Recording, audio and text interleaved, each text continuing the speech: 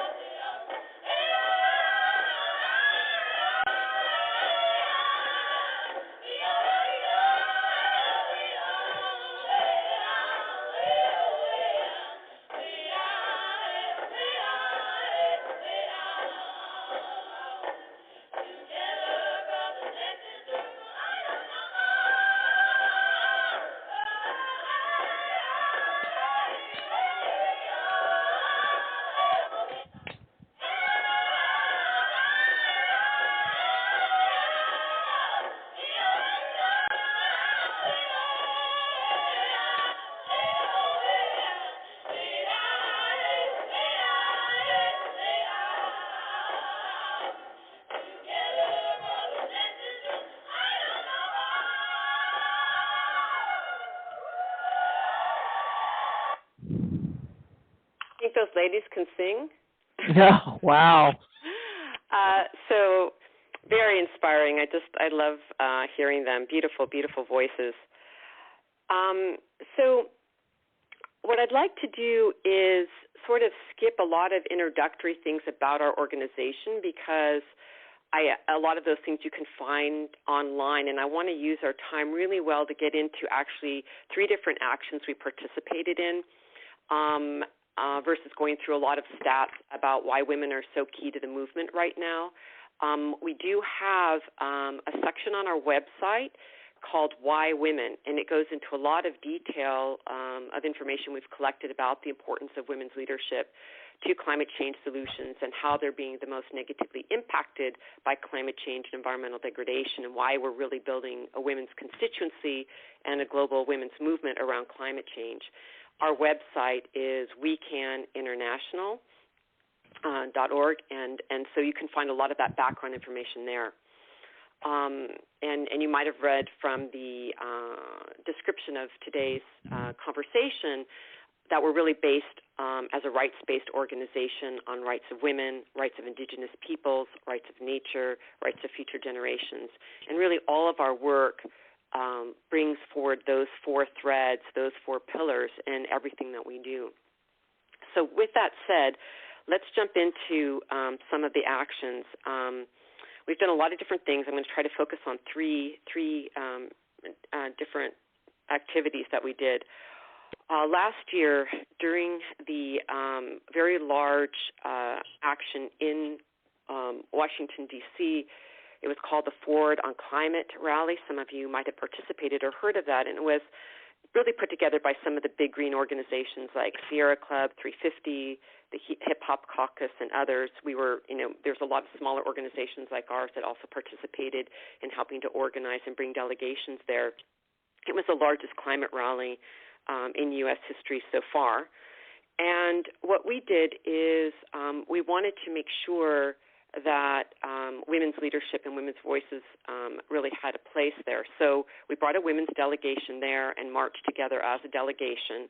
And then in the evening, right after the event, we held an event at Best Boys and Poets in D.C., bringing together women leaders from the front lines of the tar sands with their non-Indigenous allies, also on the front lines of the infrastructure of the tar sands pipeline heading through particularly we focused on women living in Texas. So we had Crystal Lehman, Melina Labakun-Mafima, who are from Canada, First Nations women with Eleanor Fairchild, who's a 78-year-old incredible Texas Ranger who actually got arrested on her own property for trespassing as she tried to stop the tractors from TransCanada, and another amazing woman, Julia Trey Crawford, also a Texas rancher. So we had these women of the land, we called it Women of the Land Speak, put together this event and really tell us the stories of what was happening on their lands. And all of these women are incredibly brilliant. They they sound like attorneys. They know their cases inside and out. They know the science of what's happening on their land, the destruction of the land, and of course, with the First Nations women, what's really happening to their people around cancer rates and all different kinds of pollution on their lands and the destruction that is happening to their territories. And so the evening was incredibly potent, hearing these women give their testimony.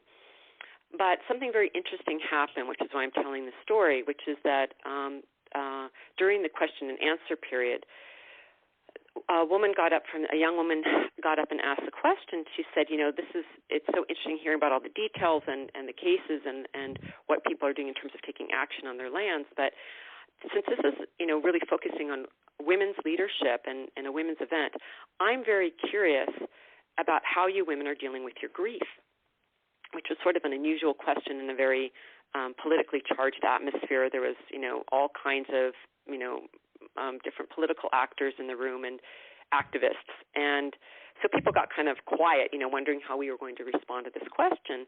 And the Indigenous women got up and began to speak very powerfully about the fact that it is so difficult for them to have time to grieve because they are so busy on the front line battling that they really don't have time to grieve, that the next thing is happening and the next urgent situation or different kinds of events that they need to go speak at, and they're just so needing to be focused that they have no time to grieve. And, of course, it's very difficult to talk about grief without grieving. So they began to just, quietly have tears coming down their face, and it was just incredibly moving. You can imagine, especially after hearing the stories of what's happening on their land. And so this big emotional presence of grief came into the room. And we were very fortunate because a very powerful Indigenous elder happened to be in the audience, Casey Camp Hornick, who's an amazing woman who's also now on our steering committee at WeCan and has helped us with many events, just a brilliant woman, came on stage and began to just sort of spontaneously work with these women and talk to them, and they kind of made a huddle in the back of the room around just sort of dealing with their grief because it was happening, and it was, even though it was a public event, it was just, this was happening in the moment. And to make a long story short, what we ended up doing, because the whole room just, wasn't really going to go forward without acknowledging what was happening, and I just suggested to everyone in the audience, there's probably a couple hundred people there, that, we not really continue the question and answer period, that we just stop and acknowledge this grief and how important grief is as a component to our activism, because without really allowing ourselves to completely embody what we're experiencing with the destruction of our earth, we don't really have all of the components we need to go forward, all of our intelligence with us, in addition to all the, mental strategies we do and everything else that, of course, is involved in mobilizing and taking action. So we invited Casey to take her prayer to the whole room. So she turned to the room, and again, this is a very mixed audience of people, and gave this beautiful speech, sort of prayer speech, that was incredibly healing.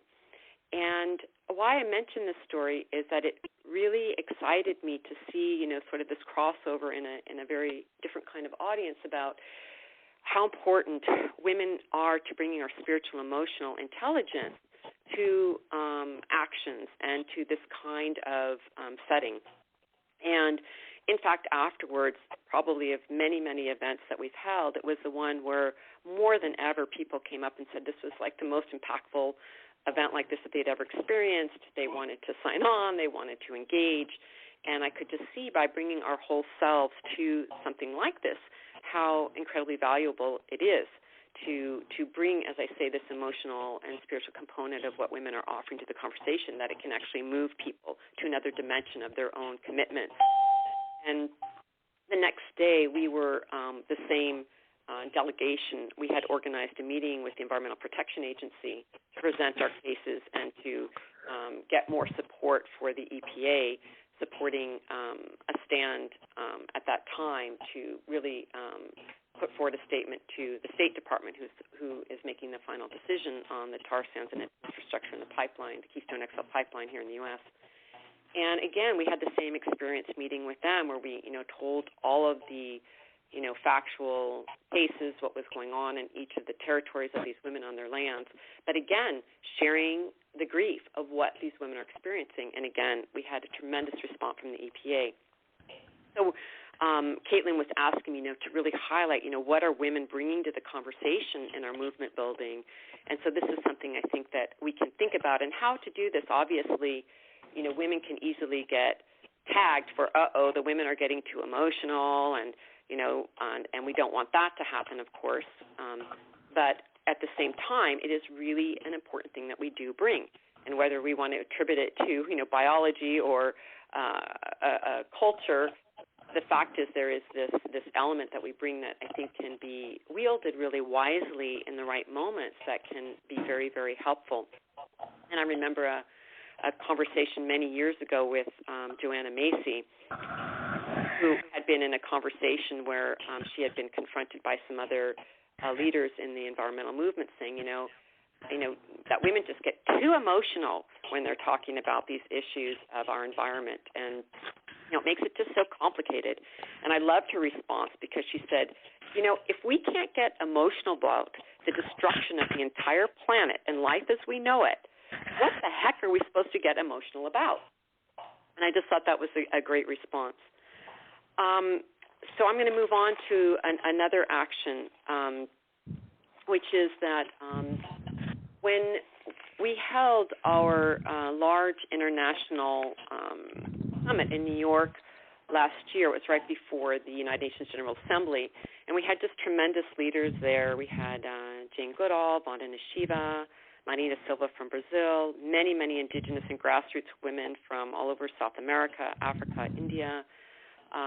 We had former President Mary Robinson there, Cristiana Figueras, who's the head of the UN climate negotiations. It was just a tremendous event. And one of the things that was formulated there was two main documents. One was the We Can Climate Declaration, which is it's a mobilization around a signature campaign with a really progressive agenda on climate action, and you're all welcome to sign that. That's also on our website, or participate in that with us in any way you'd like. And from that, we were involved with an action with Eve Ensler. I'm sure many of you are familiar with the 1 Billion Rising movement about women against violence. And after our event, Eve Ensler invited us to sort of take on a portion of earlier this year, the February 14th action they do internationally around women rising. And the part that we focused on was women and climate justice. So we activated that through our international network and have over a dozen actions from everywhere from the Maldives to Congo to Bolivia, Canada, all over the world, women organizing, doing in their own way an action that represented the activities of their particular organization. But the unified action we all did was collect signatures for this declaration that we wrote collectively together. And it was a very successful action, and people posted online and shared stories and brought a lot of unity to our network. Again, you can see more of the highlights of that on our website under the Direct Action section, and you can see photos of what women did. So we're finding that because we're an international network and the focuses from different countries, of course, are very specific to region, that one of the strategies that we've used is to really find something that everyone can do individually that represents the thing that they're most interested or is most urgent in their local region, and then have something that everyone can share together that we've collectively agreed upon. And in this case, it was the declaration. Let's see. I'm going to just say a few more things because of time here, and I want to make sure we have time for conversation. The declaration that we wrote, another part of that action was at the end of last year. Some of you are probably aware that every year the UN meets around the climate negotiations, and the last year it was in Warsaw, Poland, and we held the direct action there inside the UN climate talks, where we brought together women again from around the world and held a direct action right near the area where people pass through to get their lunch, and all the ministers and the delegates go through that area. And we brought together a group of women to then read the declaration statement out loud and gain more signatures there. That was also really powerful. So using sort of this tool of the declaration to also create action. Moving on to sort of where we're going now, I think I'll give some present things about where we're going. As you might know, this September in New York, there's been a special call by Secretary General of the United Nations, Ban Ki-moon, to hold not a negotiations but a special UN climate summit with leaders coming and presenting a full day of what their commitments are from their countries, given that the negotiations are going as they are, which is very, very slow and certainly not addressing what nature and science are demanding that we respond to. This is sort of to sort of push forward and create more commitments and action on the climate front. As a result of that, there's going to be a very large mobilization the weekend before that a lot of big organizations, again, like 350 and Avaz and many local New York groups are putting together to put, people on the streets and do a mass march that weekend. And, of course, we're going to be bringing a delegation there ourselves and then holding an event on Monday at the UN Church across the street from the UN, where we're going to be bringing forward different women leaders to kind of give, report backs from the front lines of climate change in their territories, in their lands, but also have a session on solutions and what does it mean to look at 100% renewables.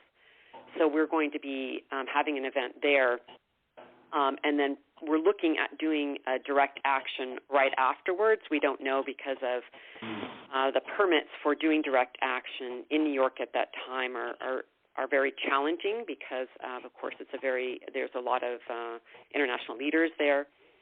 So I'm not sure if we'll be able to pull this off by ourselves.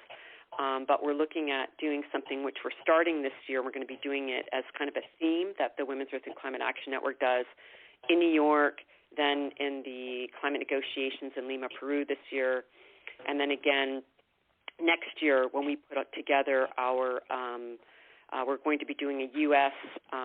Women's Earth and Climate Summit next year in Washington, D.C., which, we'd love to engage with you about. And these direct actions are called Wall of Women, and it's women standing in a wall, and each of them can hold a sign, talking about particularly what, issue area they're interested in. But it's a statement about a wall of women, both in the sense of you shall not pass, meaning if you do these and these things, and at the same time a wall of women saying that we are representing renewable energy, all these different things that we want, and a wall of women standing for these things. So it's both a wall of women that you shall not pass and a wall of women standing for the things that we do want. And so we're going to try to launch that in New York this year, and certainly this will be taking place in Lima, Peru, and then again, as I said, next year for our U.S. Women's Earth and Climate Summit in Washington, D.C. in September. The last thing I'll say, and then I'll hand the floor back over to you, Caitlin, is that in September we're also going to be releasing our Women's Climate Action Agenda, which, different than the declaration, is a detailed analysis from women experts around the world on really how do we keep ourselves from going past 2 degrees rise in global temperature from a full spectrum analysis, everything from looking at forests and fossil fuel resistance to our new cultural narrative and the stories that we need to tell. Rights of nature, all of these different components are in there, and we will also be doing some kind of action around that release that we're still formulating at this time. So with that, thank you so much for listening, and Caitlin, I'll hand the floor back to you. Thank you. Wonderful, Osprey. Thank you so much. That was a lot of really useful and applied information, which is what these calls are striving for. So maybe we could talk a little bit about you sending some more information about these different actions, or are these actions, is there information about each one of these on the We Can website if people were interested in learning more about the events, especially going on this year in New York? They're not online yet, so let me go ahead and send you something about that. Okay, great. So, yeah, everyone, we'll make that information available probably on the Declaration blog underneath the past briefings. So we'll have more info on that. And at this point, I would love to just pass the microphone kind of to the group, and I would just encourage everyone, if you would like to say something, go ahead and unmute your line. If you could keep your line muted if you're not speaking so that we can keep the background noise to a minimum. And we'll start with anyone who feels called to ask questions or has a thought or discussion point. Go for it.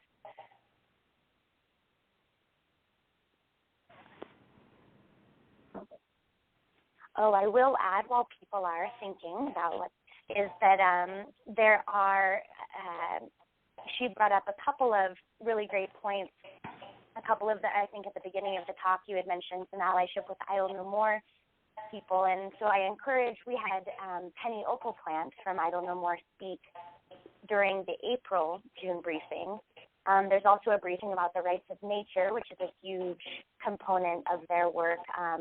So I'll just raise that up also as a resource for individuals who have heard some concepts or organizations today that they're maybe hearing for the first time. I encourage you to go check out the other briefings, as there might be some conversations about them.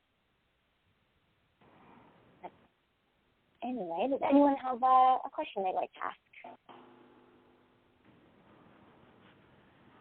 This is Ann in Minneapolis. Hi. Oh, that was just wonderful. I think we're all kind of soaking it all in. I just see so many synergistic things that we are doing. And what I love about We Can is that you have that global focus. And I think, our focus, at least right now, is really pretty much the U.S., Canada, mostly U.S., to try and get kind of the big, heavy foot in the room to lighten up, to get our own house in order. And so I'm really I'm hoping to get there in September, so look forward to connecting then. But the whole issue of grief, and I know we are working on our program right now and using some of, I think Joanna was, key to helping think through strategies for the first Women's Congress and the second one. But how to incorporate space for women, for all of us, to acknowledge how much grief we feel. I just love the story of Busboys and poets, because I think that's really within the room, and we don't always acknowledge it.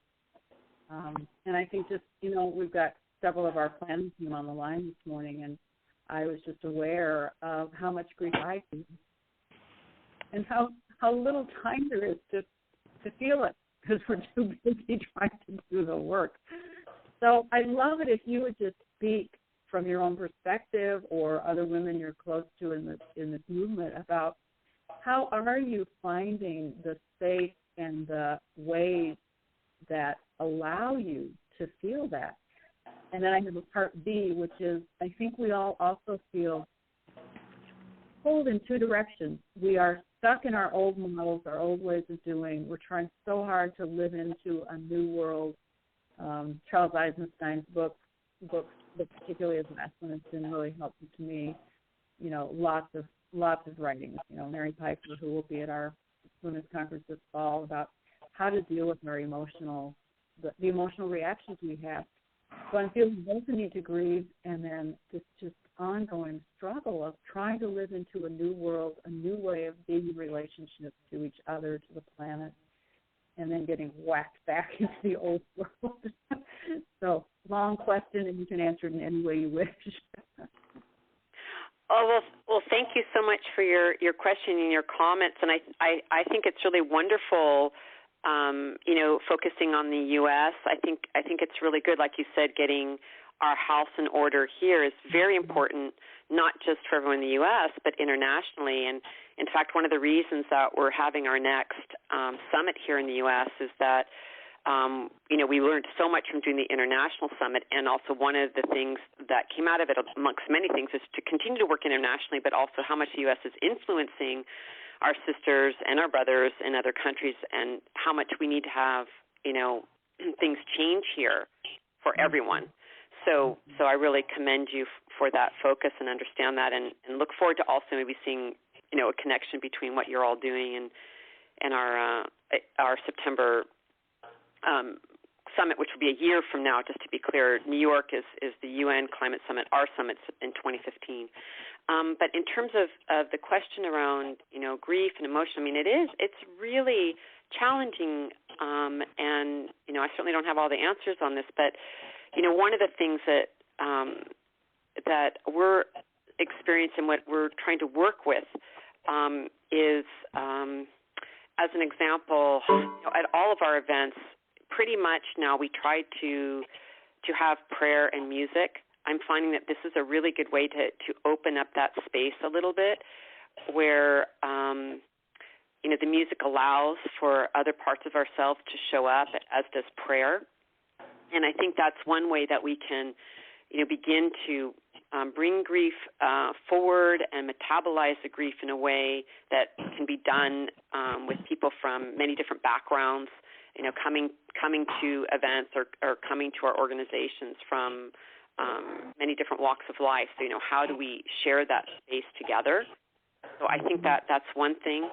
I know that also when we do our internal organizational retreats, not like with our big, huge network, which, we can't meet with in person very often, as you can imagine.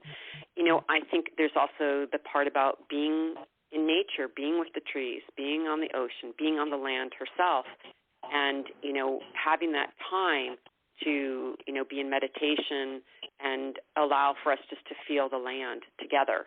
And let there be moments for that, even if we're busy on a planning session or very engaged in, strategizing in the busyness of running these organizations and doing the activities of the organization, which, you're all very familiar with, how to just stop and say, let's just take some time on the land. And, it won't always be grief. Sometimes it's just incredible exhilaration about how awesome Mother Earth is and the beauty and power of life and magic of nature. And then, I think sometimes it goes between that dance between beauty and grief, and just letting it be there. What we've not done, and I'm not saying this is the right or wrong thing to do, it has not sort of organically happened for us to say, and now we're having a time for grief, sort of like trying to make space for it officially.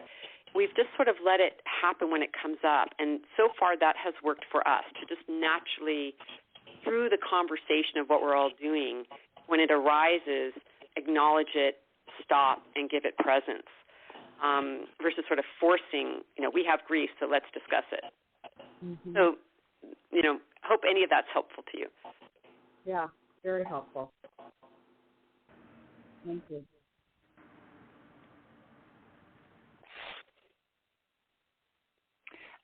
Osprey, this is Jan Neville from the Minnesota group again. And again, thank you for sharing this information about your organization and important work. It's really inspiring.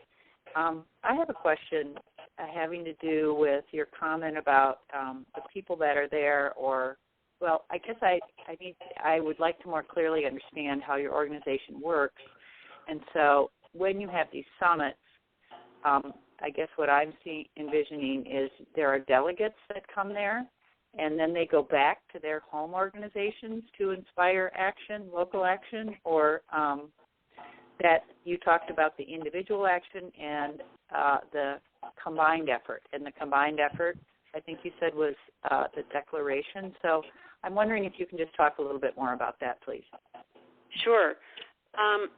Well, we did,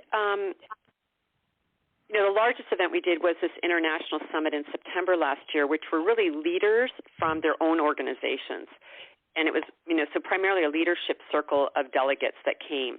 And yes, they all have, their own constituency, their own organizations.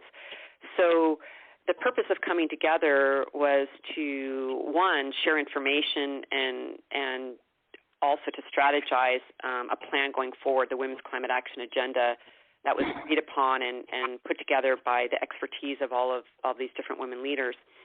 So then, everyone, goes back to wherever they're from, to their communities, to their countries, to where they're from, and they're going to continue on with their work. But the unifying factor is really around being a part of the network and being able to call upon the network when they're doing actions or holding events.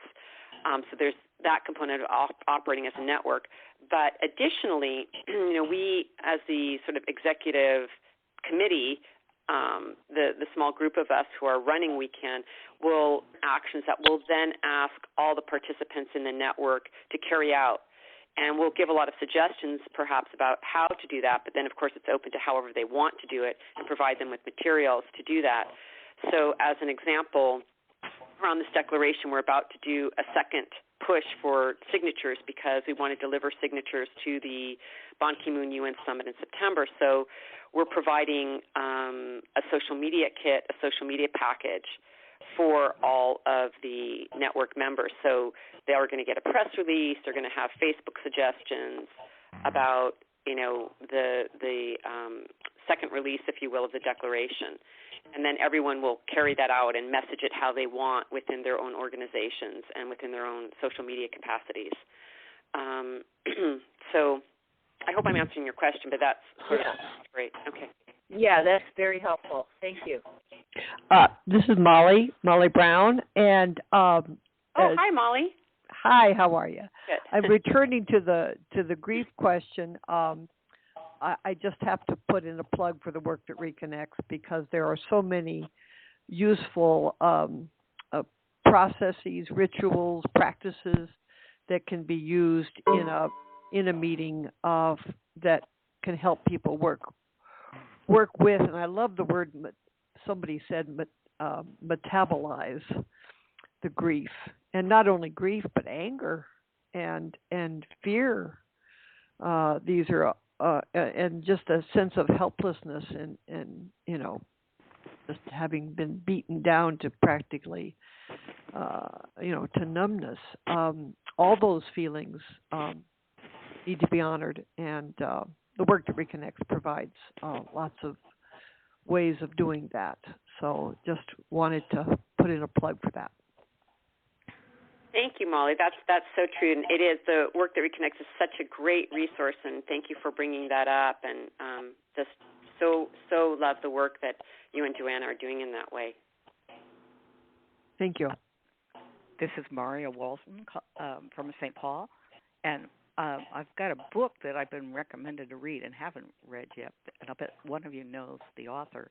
It's called Conscious Grieving, and I'm told they make very strongly the case for why we need as a country, or I think it's or probably many countries, but I haven't read the book, so I don't know the focus yet, but that before we can move ahead and really get the steam for the action we want, it's something we do need to face. And does someone else know the author of that? Okay, well, if no one knows it, I'll find it, and then I'll send it to Anne. But that, I no doubt, since it's a whole book on the topic, they may have some useful suggestions. Thank you. Hi, this is Randa Solak from Santa Cruz, California. Osprey, how can people who are going to the September 20th and 21st 350.org thing in New York, how can they connect with you? That's a great question. I'm just going to give you my email right now, because we are going to be having a women's delegation, and any women who want to march with us are very welcome to, and also participate in our event on Monday, the next day from 1 until 3 at the UN Church Center. And my email address is just Osprey at We Can International. Thanks very much. Thank you. Yeah.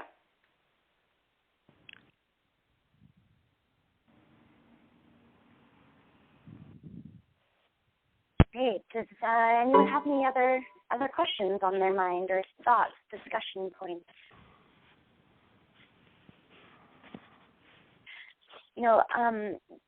This is Caitlin. I'll mention something that just came to mind as you were speaking, Osprey. I had earlier today read an interesting article about two women who are part of the Mormon Church and who have been advocating for allowing women priests to be ordained, and also for openly gay members to be allowed to be a part of their church. And I guess just recently both of them have been charged with apostasy. So they are being excommunicated from their church for this effort.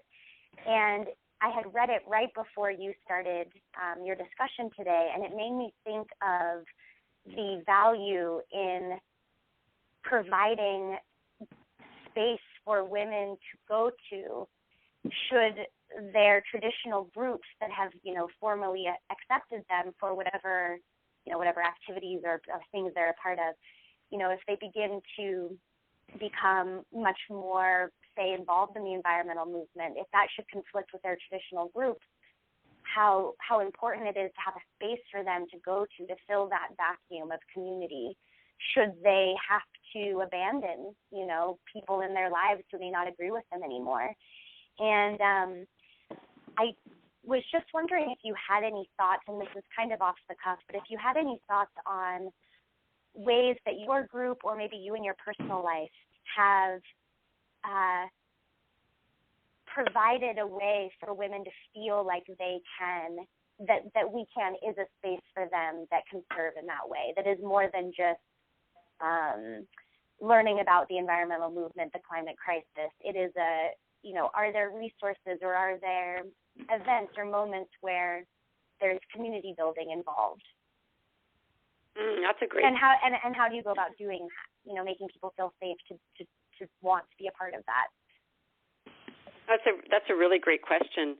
It's very interesting because it's happening. The community building aspect is happening different ways because you can imagine, because we're largely based internationally and then some based in the U.S., that when we come together, a lot of it is online. It's through, we use the WebEx platform or Skype.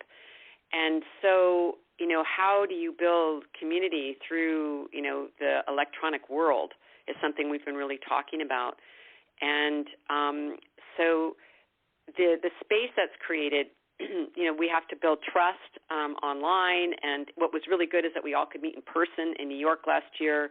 And then because we go to UN events or different things, some of us do, of course, bump into each other. So it's not totally electronic relationships or through email. But I think what you're saying is a very important point because, sometimes we work in regions that are politically difficult for women to be empowered, obviously. And so we try to really build a safe space for that. One of the things we do, and I'm delighted that this phone call is being recorded. I have no problem with that. But like some of our calls in some regions, we purposely don't record any of the calls so that people feel really safe about having conversation and that it won't come back to bite them in some way or be dangerous for them.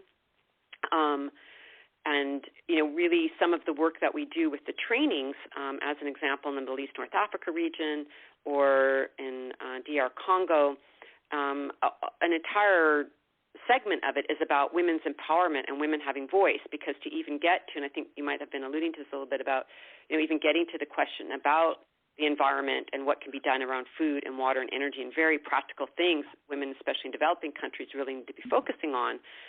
First of all, they need to even just feel like they have a voice, and the cultural issues in their regions around, women's empowerment in general, or even having access to land or ownership to land, or being able to even have access to the media and messaging.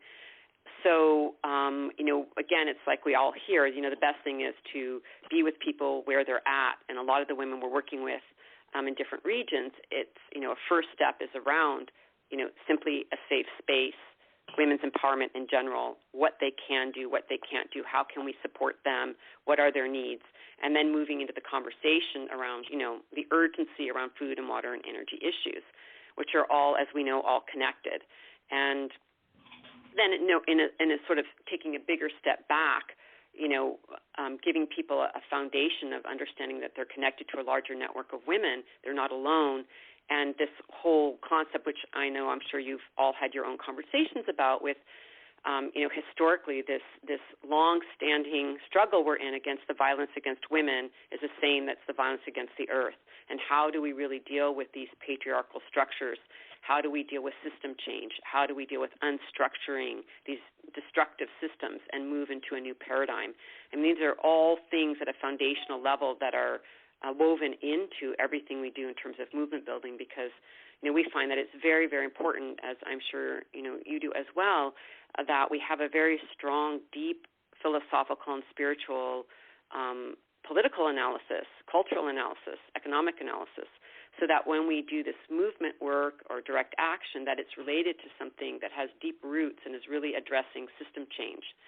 And so creating space for women to understand they're safe with us, that we are there to support their empowerment, and that we're all, to different degrees, in the same struggle of moving from the old systems and the old paradigms into the world we really want, and bringing forward our feminist values and the 4 rights we've discussed earlier, and how do we really do that? And I think there's a shared community and understanding that wherever we're living, that part of the struggle is really connected and similar. This is Linda in St. Paul. Hi, Linda. Hello, Linda. Hi. I'm wondering, Osprey, if you could discuss or broaden your description of the direct action, and would it have included women who maybe had never done something like that before, and was it, were all coloring inside the lines, or was there some, oppositional, we're here, get used to it, or just maybe a short description, if you please. Around the direct actions, you mean, or? Yes, the direct actions themselves, yes. Yeah, okay. Well, we haven't done a huge amount of them, first of all, just so you know. This is, something we're developing now. But as an example, the actions that were in the internationally around the women and climate justice, they took on a variety of forms. Some people held events. Some people, the one that we did here locally was actually with Penny Opal Plant. We partnered with her organization to do a march in Oakland to the Oakland refinery.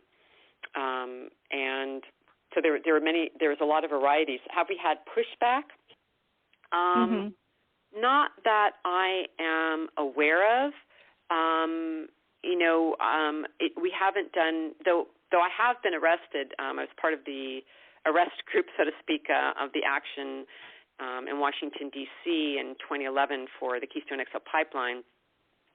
Different members, of course, have been arrested and doing different actions, but we've not escalated our direct actions to that point yet. I'm not saying we won't. It's a conversation we're having right now because probably we're heading in that direction. But, I think you really need a lot of to move to that level of sort of a more confrontation direct action. You need the capacity to be able to do that. You need experts. You should have some attorneys on board. You really need to be have really good foundation to do that and have all the proper mechanisms to support people in those kinds of actions. And right now, we're building our capacity to do that. We don't really have the capacity to do that. So, individual members do, such as myself and other members, participate in those kinds of confrontational direct actions. But as a network, we've not instigated one of those to date. Yeah, I guess I wasn't so interested in the confrontational aspect, but more women who would be, say, at a conference like we're considering, asking them for participation in any kind of direct action, even with permits in place and all that. I'm just musing about how that would, people who have not necessarily begun that process yet. The one thing I would suggest is, there are people who, like the Ruckus Society, there's organizations where people are trained to have that conversation with people, and that might be a good way to go. Where Ruckus Society so comes to mind, but there are other organizations that specifically have trainers who come and can speak to your constituency and say, this is the direct action we want to do. This is your first time.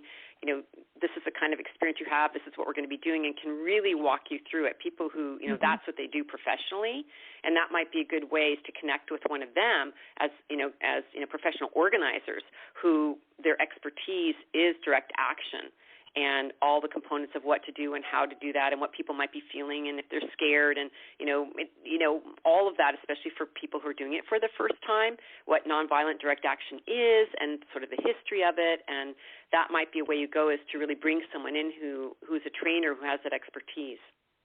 Great. Thanks so much. Great. Well, we're getting near to the hour mark, so does anyone have any other thoughts they'd like to throw in before we part from one another? All right. Well, this is Dan again. I was waiting. Someone jumped in Minneapolis, and I love the Wall of Women. I mean, that image I've had for a long time. I've never had a name. I think that is brilliant, because I think part of what all the women's movements around the world are trying to do right now is to create that solid wall of women. And I know one of the most powerful things for me at the Women's Congress in the Declaration is we, the women, withdraw our consent. And then as Emily says, or as Emily Carolyn says, and then we define what we give our consent to. But that first step, and Jan and I and those of us on the call who speak to women primarily in the Twin Cities about this work, when we use that language, the world is in peril, and we, the women, withdraw our consent. It is stunningly powerful. Thank you. And this is Nancy from Minneapolis, St. Paul area. And I too want to piggyback on what Jan just said, because that struck me as such a powerful action.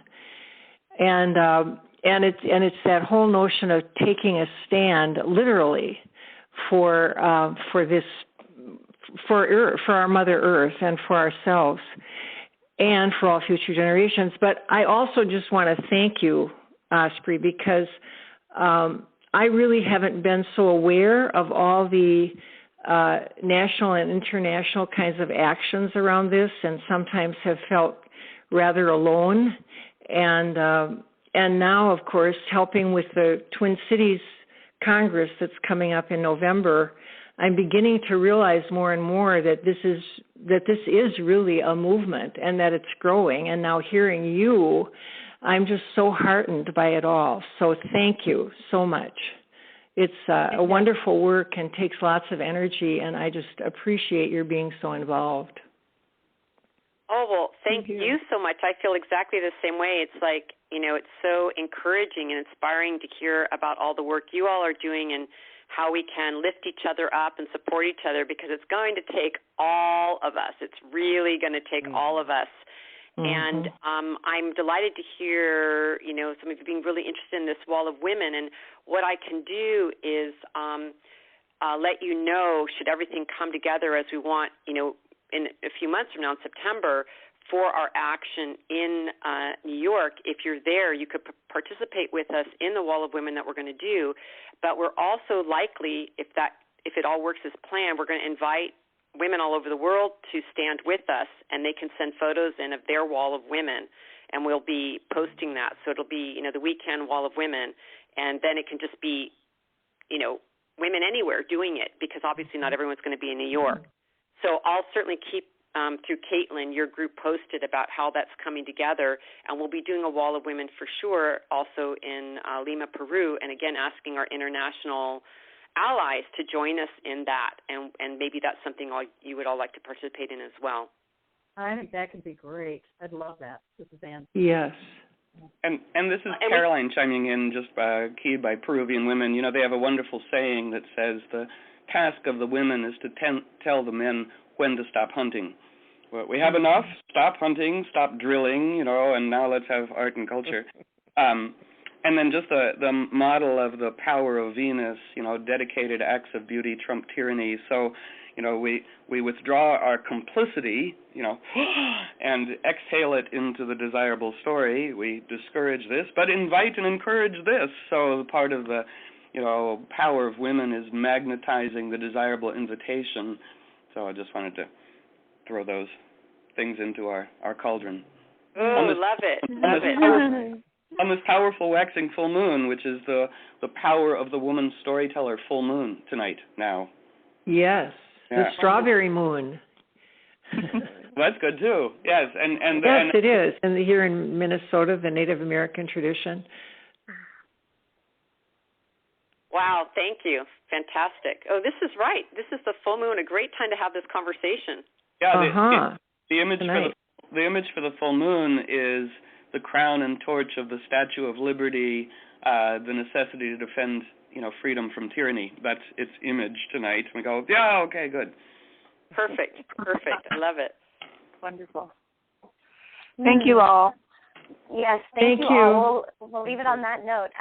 Join us next month. Osprey, thank you so much for your time, and thank you all for joining in the discussion. My heart goes out to all of you.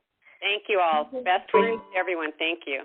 Ciao. Thank you. Bye-bye.